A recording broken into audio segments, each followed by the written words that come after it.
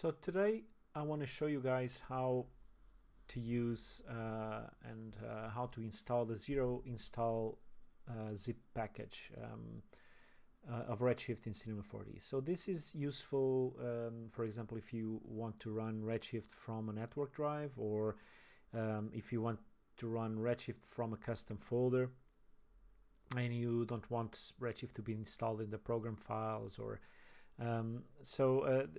like I used to do this at my old job. So we had several copies of Cinema 4D, and I used to install Redshift on the network drive, so Cinema 4D could just all the copies could just load it from there.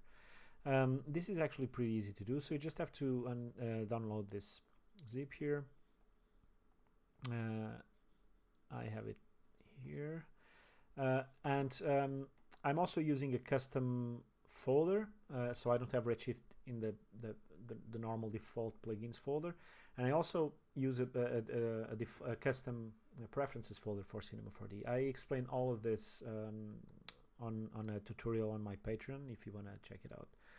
Okay, so one thing that it's important to know is that I'm not running Cinema 4D from the normal C4D or Cinema 4D exe, so executable file. So I've created a batch file for that. So that batch file sets up an environment variable that loads when I run it, and it sets up that environment variable so Cinema 4D can know where it gets Redshift.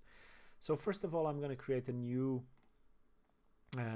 actually, first of all, I'm going to just copy this here, or just unzip it here, and while it's unzipping, I'm going to create a new Redshift folder so I know the version. So version so 3.0, oops, 3, I guess I have to wait.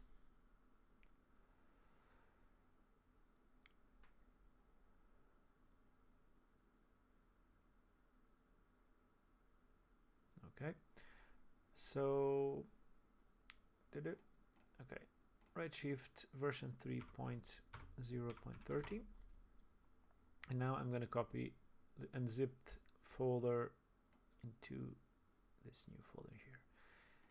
Cool, so I don't need this anymore. I'm just going to minimize this guy. Okay, so the next thing I have to do is actually to go inside into the plugins folder, Cinema 4D, and delete the versions that I don't need. So I don't need these two versions. I still keep version 22. Actually, I don't know exactly why we need to do this. I think someone explained me on the Redshift forum already, but I didn't understood it that well. I don't think I actually need to understand it. So what we have to do now is actually to run this batch file. So this batch file will, sorry, I wanted to open it. So this batch file will, if you look at the code here, we'll go into this bin folder on the in the Redshift folder, grab all the files that have this extension and copy them to the versions,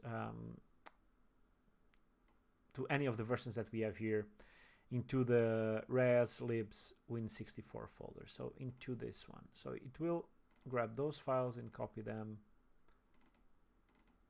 in here. So those files are actually the core, not the core, but the DLLs and all that. So let me just show which files are. So if I go to bin, so some of, like all the DLL files, so all of these files will be copied into those folders automatically. I could just do that now manually, but I'm gonna use the script. So one thing that I've noticed, and I was actually struggling to install this plugin for a while, because for version 23, and I noticed that if I go here, okay, so I noticed that they forgot to add the name of the folder here. So they have it there, but they forgot to add R23 in here. So if I need to edit that file, put R23 here and save it.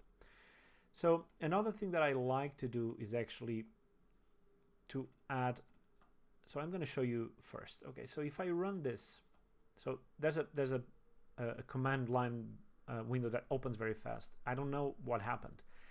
I can definitely come here and see what happened here. Okay, we have the DLLs.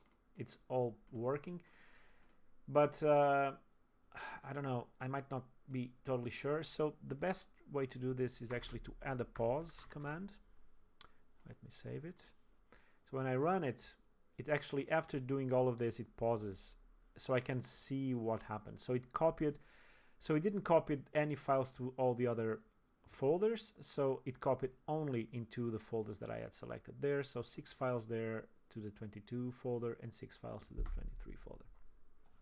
So this is the first step. So you can't forget to go there, add a R23 or check if it has it there, add a pause command, delete the folders that you don't need, and run it. Next step is actually to add an XML file into each one of these folders here. So what's happening here is, so now Redshift Cinema 4D will start and we'll load this plugin here, and then Redshift will need to know where those Redshift will need to know where the core of Redshift is. So, and it doesn't know where it is. I don't know exactly why, but we need to add an XML file here. So if I opened Cinema 4D now, it wouldn't work for a few reasons, but if all the paths were set up, because we still have to do that, Redshift wouldn't show up there. So another thing that we have to do is actually to go to an older version here. So I'm going to go to this version here, and I have the XML there. So plugins, Cinema 4D 23. So this XML here, if I open it, you can see that I'm setting up a path for the core of Redshift. So Redshift needs to know where it is, and it is on the Redshift folder. So I just need to go there, Cinema 4D, Redshift. So the core is probably one of this one. It's one of the files that we copied, but I don't know why it doesn't work. So we need to set up this XML. Right, so let's do that. Let's go back here. Okay, so right version, just go to this folder, let me close this and copy it here. And now I just need to change 28 to 30. Save this.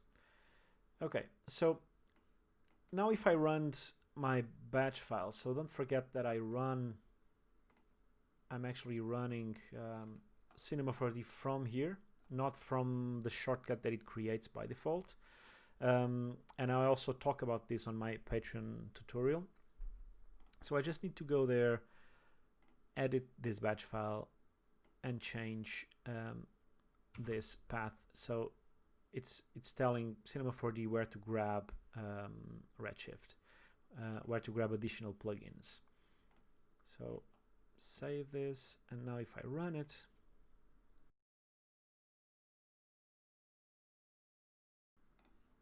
okay, here we go, Redshift, right version. Okay, so I hope this was helpful. If you like the video, please subscribe to my channel and hit the like button. See you soon.